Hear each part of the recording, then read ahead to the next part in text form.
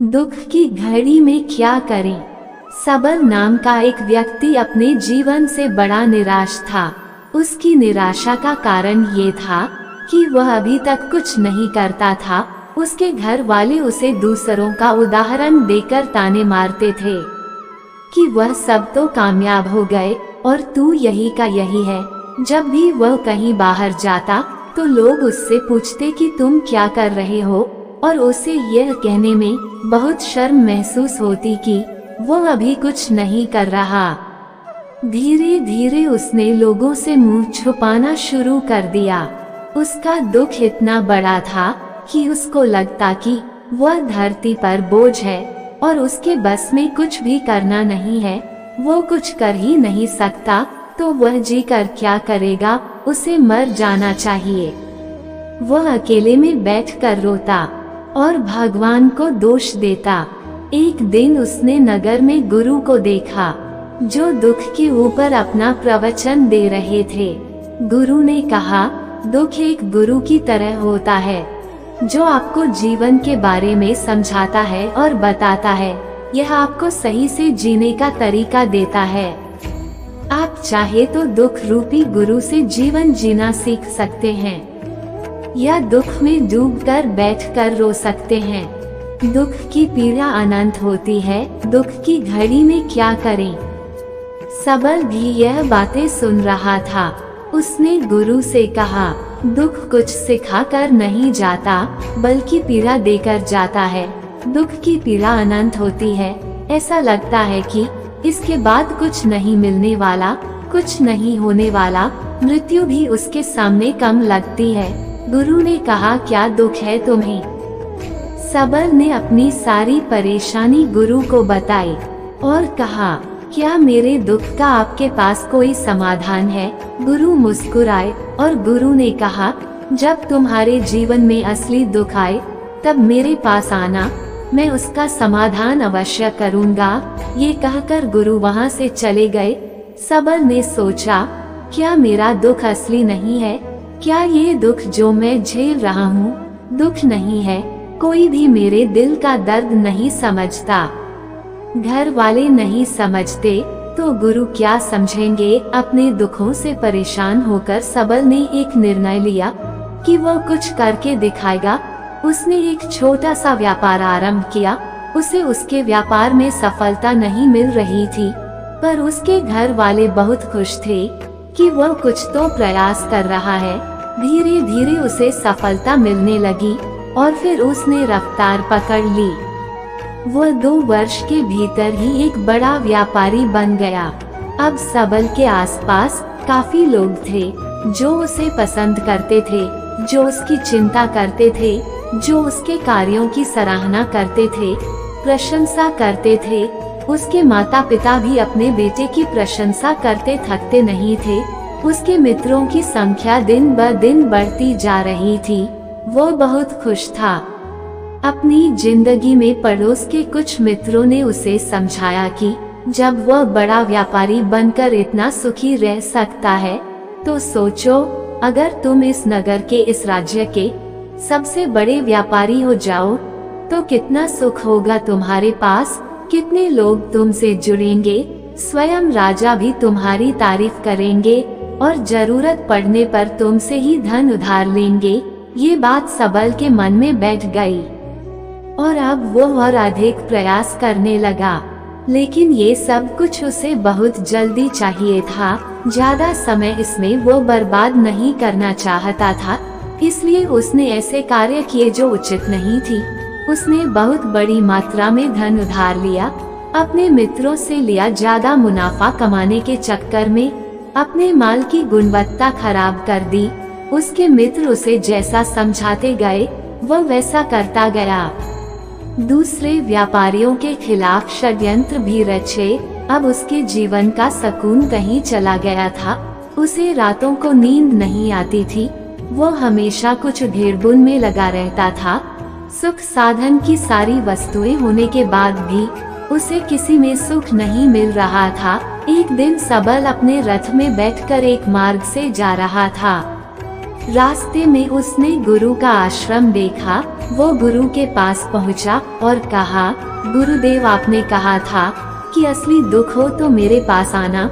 मेरे जीवन में बहुत दुख है, मैं रात को सो नहीं पाता। सबल गुरु को अपनी सारी बात बताई। गुरु ने कहा, जब तुम पहली बार मिले थे तब भी तुम किसी दुख में थे, उस दुख से तुमने क्या सीखा? सबल ने कहा, मैंने सीखा कि केवल सोचने मात्र से कुछ नहीं होता, कर्म को अंतिम पड़ाव तक ले जाना आवश्यक होता है। अपनी सोच को साकार करने के लिए कर्म करना पड़ता है और केवल कर्म करने से कुछ नहीं होता, कर्म को अंतिम पड़ाव तक ले जाना आवश्यक होता है। चाहे रास्ते में कितनी भी बाधाएं आए, कितनी भी निराशा आए, चाहे ऐसा क्यों ना लगे कि अब कुछ नहीं होगा, तब भी यह मानकर कि जो कार्य मैं कर रहा हूँ मैं इसमें सफल होकर ही रहूँगा। कर्म करना चाहिए। लोग केवल सफल व्यक्ति को ही महत्व देते हैं, बाकी सब चाहे कोई कितना भी अच्छा क्यों ना हो, इस दुनिया के लिए वो बोझ ही कहलाता है। गुरु मुस्कुराए और गुरु ने कहा, जब तुम्हारी जीवन में असली दुख आए तब मेरे पास आना, मैं उसका समाधान अवश्य करूँगा। सबल ने गुरु को एक घड़ा भेंट किया जो सोने के सिक्कों से भरा था। घड़े को देखकर गुरु ने कहा, इस घड़े को वहाँ उस पेड़ के नीचे गड्ढा खोदकर दबा दो, यह मेरे किसी काम का नहीं। सबल ने ऐसा ही किया और वहाँ से चला गया। धीरे धीरे सबल को व्यापार में घाटा होने लगा, उसकी धन संपदा धीरे धीरे घटने लगी और एक समय ऐसा आया जब उसके ऊपर बहुत कर्जा हो गया, पर वह निश्चिंत था क्योंकि कर्जा उसके मित्रों द्वारा ही उसे दिया गया था। वह सोचता था कि उसके मित्र उसके बुरे समय में उसका साथ देंगे, पर ऐसा कुछ नहीं हुआ। सबसे पहले मित्रों ने ही अपना उधार धन उससे मांगना शुरू किया, ना देने पर जान से मारने की धमकी भी दी। उसके शुभ चिंतक, उसके चाहने वाले सब उससे दूर हो गए। उसके पिता उसे उसकी गलतियों को गिनवाने लगे। उसकी सारी संपत्ति नीलाम हो गई, उसके पास कुछ नहीं बचा। उसने अपने पिता से सहायता मांगी। पिता ने कहा, मेरे पास ये थोड़ी सी ही संपत्ति है, अगर मैं तुम्हें ये दे दूं, तो मैं तुम्हारी माँ को कहाँ रखूंगा? हमारा आखिरी सहारा यही संपत्ति है। उसके जीवन में बहुत गहरा दुख था। उसके आसपास कोई भी ऐसा नहीं था जो उसे संभाल सके। लोगों से मिले इस धोखे की वजह से वह टूट गया था। लगता था कि जीने का कोई मतलब नहीं है, मृत्यु ही एकमात्र सहारा है। वह मरने के लिए एक नदी की तरफ जा रहा था। तभी रास्ते में उसे याद आया कि गुरु ने कहा था कि जब उसके जीवन में असली दुख आए तो वह उनके पास आए और वह उसके दुख का समाधान करेंगे। सबल गुरु के पास गया और उसने गुरु को सारी बात बताई और कहा कि मेरे दुख का समाधान कीजिए। गुरुदेव, गुरु ने कहा, जब तुम्हारे जीवन में असली दुख आए तब मेरे पास आना, मैं उसका समाधान अवश्य करूँगा। सबल ने कहा, असली दुख क्या होता है गुरुदेव? क्या अब जो मेरे जीवन में घट रहा है वो दुख नहीं है? गुरु ने पेड़ के नीचे गड्ढा खोदकर घड़ा निकाला। गुरु ने कहा, पहले ये बताओ कि तुमने अपने इस दुख से क्या सीखा है? सबल ने कहा, जो लोग तुम्हारी तरक्की के साथ, तुम्हारी सफलता के साथ तुम्हारे साथ साथ आए हैं, वो तुम्हें धोखा देंगे, क्योंकि तुम्हारे बुरे समय में वह तुम्हारे साथ नहीं रहेंगे बल्कि तुम्हारा फायदा उठाएंगे। भरोसा केवल उन्हीं लोगों पर करना चाहिए जो तुम्हारे बुरे समय में, असफलता के समय में तुम्हारे साथ खड़े रहे हो। और ऐसे लोग बहुत कम ही देखने को मिलते हैं। जिन्हें मिलते हैं उन्हें हमेशा उनकी कद्र करनी चाहिए। कभी किसी के खिलाफ षड्यंत्र नहीं करना चाहिए। ईमानदारी और धैर्य के साथ काम करना चाहिए। लालच नहीं करना चाहिए।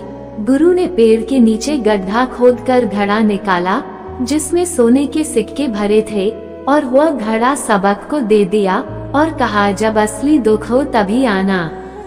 सबल ने गुरु को प्रणाम किया, धन्यवाद दिया और वह घड़ा लेकर चला गया। उस धन से उसने दोबारा व्यापार शुरू किया और अब वह छोटा सा व्यापारी बनकर भी खुश था और ईमानदारी से काम करते करते वो एक बड़ा व्यापारी भी बन गया। हालांकि इसमें उसे अब कुछ समय लगा, लेकिन अब वह खुश था। उसका जीवन खुशियों से भरा था।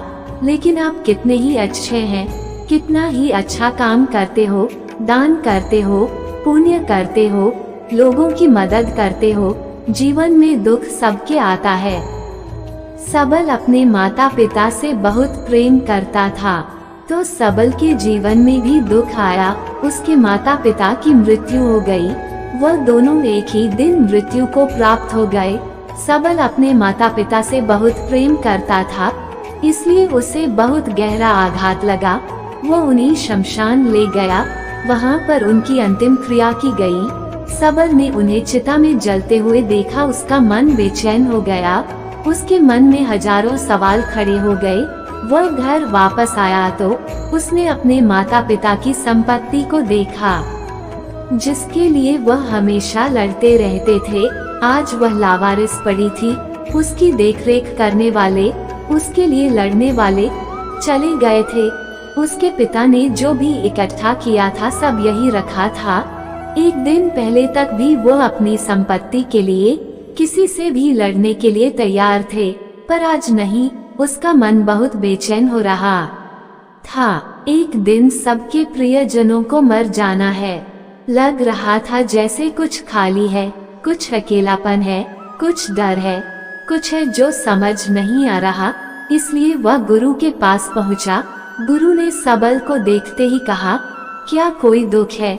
सबल ने कहा, जीवन में वैसे तो कोई दुख नहीं है गुरुदेव, सब ठीक है, सब सुख है, पर आज मेरे माता पिता की मृत्यु हो गई और मेरा मन बहुत दुखी है।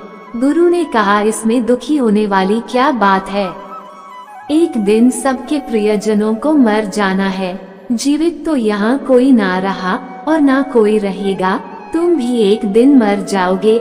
हो सकता है कल, या कहो आज, या कहो तो अभी तुम मर सकते हो। सबल ने कहा, गुरुदेव आप ये क्या कह रहे हैं?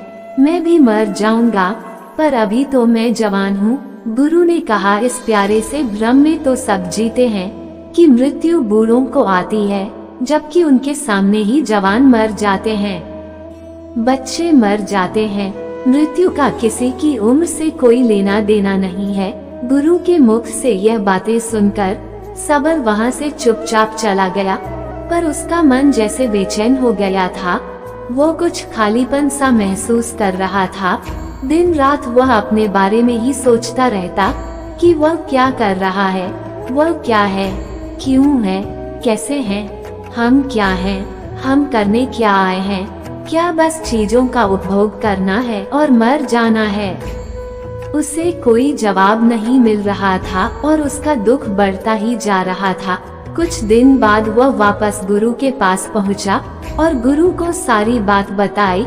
गुरु मुस्कुराए और गुरु ने कहा, आज पहली बार तुम्हारी जीवन में असली दुख उत्पन्न हुआ है। वास्तव में यही है जो दुख कहलाने लायक है, कि हमें नहीं पता कि हम क्या कर रहे हैं, क्यों हैं, कैसे हैं, कौन है हम और हमें क्या करना है। सबल ने कहा, गुरुदेव मेरे दुख का समाधान कीजिए। गुरु ने कहा, हम सब अपनी जीवन भर क्या इकट्ठा करते रहते हैं? सबल ने कहा, गुरुदेव सभी लोग धन संपत्ति, मान सम्मान, प्रेम, परिवार, मित्र, शत्रु, पद, प्रतिष्ठा इकट्ठा करते रहते हैं। गुरु ने कहा, क्या इनमें से कुछ भी इकट्ठा करके हम अपने साथ ले जा सकते हैं? सबल ने कहा, नहीं गुरुदेव, इनमें से कुछ भी साथ नहीं जाता। मेरे माता पिता के साथ भी कुछ नहीं गया, सब तो यही छूट गया। गुरु ने कहा, ध्यान से समझना, इस दुनिया में जिसे हमें इकट्ठा करना है उसे हम कभी इकट्ठा करते ही नहीं। सभी चीजों को देखते हैं, लेकिन उसे देखते ही नहीं जिसे हमें इकट्ठा करना है, वो है हम खुद। हम इस दुनिया में अपने आप को इकट्ठा करना है, ताकि जब हमारी मृत्यु हो तब हम एक हो सके और अपने आप को पहचान सके। हम बचे हुए हैं प्रेम में, नफरत में, क्रोध में, क्रूरता में, धन में, संपत्ति में, पद में, प्रतिष्ठा में, सम्मान में, पहचान में, धर्म में, जाति में, दूसरों को लूटने में और अपने आप को लुटाने में, और ऐसे ही हजारों लाखों छाव में, वासनाओं में हम बटे पड़े हैं। हम टुकड़ों में जीवन जी रहे हैं। हमारी चेतना कभी एक नहीं हो पाती। हमारी ऊर्जा शक्ति बिखर गई है, इसलिए हमारे पास इतना भी समय नहीं है या इतनी भी शक्ति नहीं है कि हम मुड़कर अपनी ओर देख सकें। वास्तव में लोग जिंदगी भर जिन्हें दुख दुख कहकर चिल्लाते रहते हैं और उनका समाधान खोजते रहते हैं, उन्हें उनका समाधान कभी मिलेगा ही नहीं, क्योंकि जिन्हें वह दुख कहते हैं वह दुख है ही नहीं। इसलिए यहाँ किसी को कभी उनके दुख का समाधान नहीं मिलता। वो बस एक परिस्थिति से छूटकर दूसरी परिस्थिति में फंस जाते हैं। जैसे वह पहली समस्या में रो पड़ते थे, वैसे ही वह दूसरी समस्या में रो पड़ते हैं। हमेशा ही एक ही समाधान नजर आता है, वह है मृत्यु, पर वह भी कोई समाधान नहीं है। इसलिए इन सब का अगर परम समाधान चाहिए तो अपने आप को इकट्ठा करो, अपनी ऊर्जा को इस संसार से वापस खींचो, उसे एकत्रित करो, अपने ऊपर ध्यान दो, अपने पर ध्यान लगाओ, मृत्यु से पहले अपने आप को पहचान लो, ऐसे ही बिखरे हुए मत चले जाना।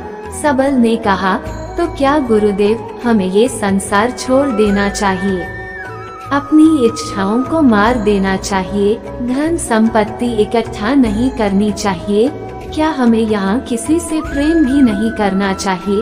गुरु ने कहा, तुमसे इच्छाएं, कामनाएं और वासना ऐसे ही निकलती है जैसे पहाड़ से कोई पत्थर गिर रहा हो, जिस पर पहाड़ का कोई नियंत्रण नहीं है सिवाय देखने के और परेशान होने के और कुछ खोने के। जब तुम एकत्रित हो जाते हो तब जो भी तुम करते हो सब नियंत्रण में रहता है।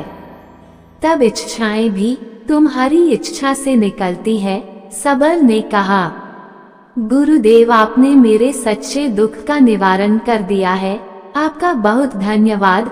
अब मैं अपने आप को एकत्रित करूंगा गुरुदेव। मानव शरीर में बहुत ऊर्जा है, बहुत शक्ति है, पर यह बेकार की चीजों में बटकर रह गई है, व्यर्थ की चीजों में लगी रहती है। यह ऐसे ही है जैसे एक शक्तिशाली मशीन किसी बच्चे के हाथ में दे दी गई हो। जैसे आपने कभी देखा होगा, बच्चे कभी कभी बाइक पर या कार में बैठकर उसे चलाने का नाटक करते हैं, क्योंकि उन्हें इतना ही पता है। ऐसे ही हम शरीर को चला रहे हैं, इसकी सही शक्ति का इस्तेमाल तो हम कभी कर ही नहीं पाते। खुद को एकत्रित करने का मतलब यह नहीं होता कि हम संसार छोड़ दे, सन्यासी हो जाएं, या झोला उठाकर कहीं चले जाएं, या अपने लिए या अपने बच्चों के लिए धन संपत्ति न इकट्ठा करें। जैसे जब बच्चे बड़े हो जाते हैं तब वो बाइक या कार को चलाकर लंबी दूरी की यात्रा आसानी से कर सकते हैं, नहीं तो बाइक या कार वही खड़ी रहेगी और हमें यह भ्रम रहेगा कि हम कहीं जा रहे हैं, जैसा कि बच्चों को होता है, पर हम कहीं नहीं पहुंचते। तो यही था दुख की घड़ी में क्या करें। Please like, share and subscribe my channel.